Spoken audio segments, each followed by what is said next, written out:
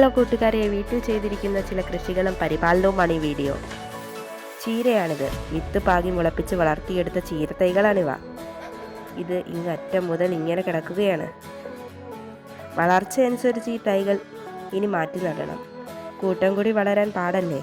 അതിനാൽ ഈ തൈകൾ ഇനി ഓരോന്നായി എടുത്ത് മാറ്റി മാറ്റി നടും.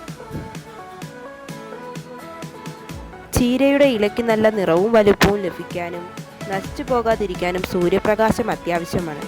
അതിനാൽ മഴക്കാലത്ത് ചീരകൃഷി അനുയോജ്യമല്ല.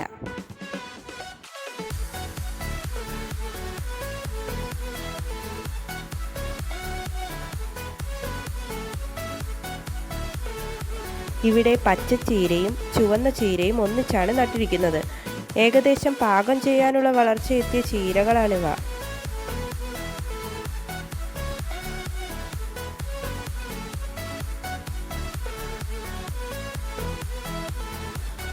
അടുത്തതായി കോളിഫ്ലവർ, ക്യാബേജ്, വെണ്ട ഇവയാണ് ഇവിടെ നട്ടിരിക്കുന്നത്. ആവശ്യത്തിനുള്ള ജലസേചനവും വളവും ഇവയുടെ വളർച്ചയെ സഹായിക്കുന്നു.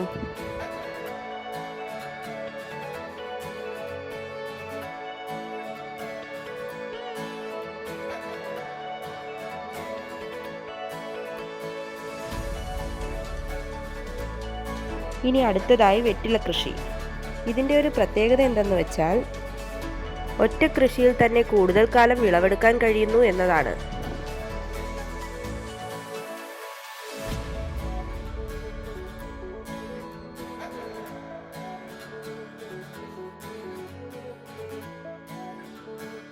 നിങ്ങൾക്ക് ഈ വീഡിയോ ഇഷ്ടമായെങ്കിൽ ചാനൽ സബ്സ്ക്രൈബ് ചെയ്യാൻ മറക്കല്ലേ.